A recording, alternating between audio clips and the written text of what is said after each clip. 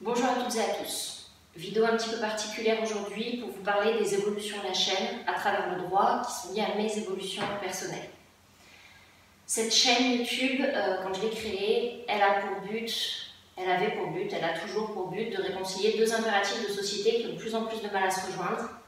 D'un côté, le nul n'est censé ignorer la loi, et de l'autre, l'explosion dantesque de textes de loi, de leurs implications et de toutes les difficultés que ça implique.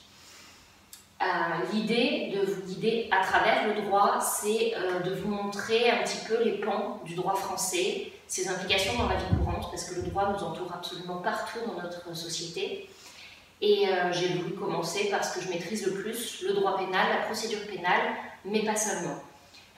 L'idée de cette chaîne, c'est de vous présenter avec légèreté les règles de droit, mais aussi à terme de vous en présenter les acteurs. Pour ça, j'ai commencé bien sûr par ce que je connais, les avocats.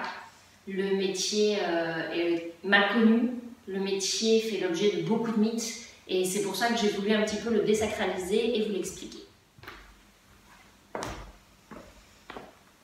D'abord, vous parler de ma vocation d'avocat, l'advocation comme disent certains. La vocation, en latin vocare, c'est répondre à un appel et c'est aussi prendre un engagement. Être avocat, ad vocare, c'est être pris comme conseil, c'est défendre et étymologiquement c'est aussi consoler. Moi, ma vocation, c'est avant tout celle de juriste, connaisseuse du ius, le droit.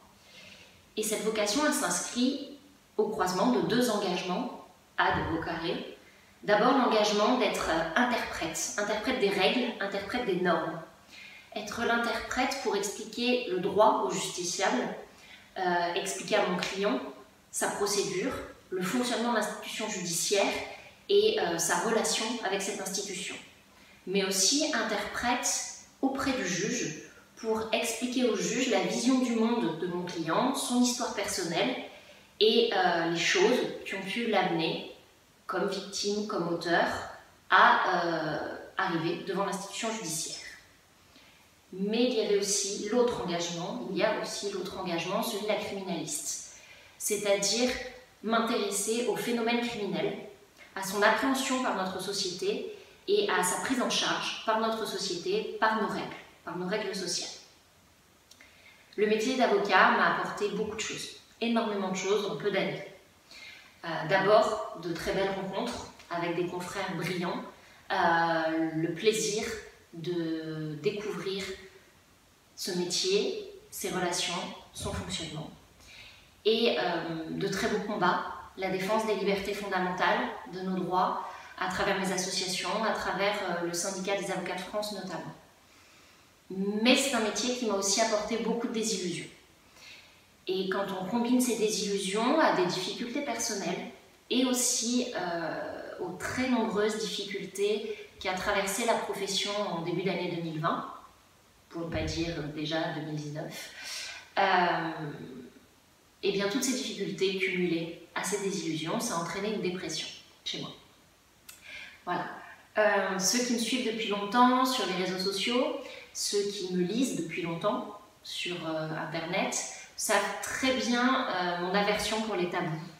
Donc il n'est pas question pour moi de faire un tabou d'une maladie, la dépression, qui touche un Français sur 5 au cours de sa vie. Je n'en ferai pas un tabou, pour autant, nécessairement, ça implique des évolutions dans ma vie personnelle et des évolutions sur cette chaîne à travers le droit. Ce qui implique pour moi de faire un pas de côté et donc de ne plus exercer mon métier.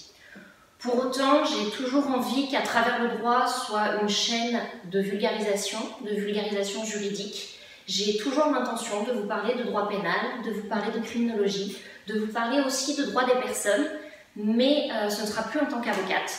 Donc ça va modifier le générique, ça veut aussi dire prendre soin de moi et donc avoir un rythme de publication très lent, très léger.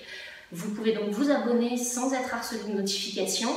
Et je vous invite quand même à me dire en commentaire quels sont les thèmes, les sujets, les questions de droit que vous voudriez voir abordés dans les prochains épisodes pour me donner des idées, le tout avec une mise en forme qui va changer, qui va évoluer, mais toujours, je l'espère, avec beaucoup de légèreté. Prenez soin de vous et à bientôt.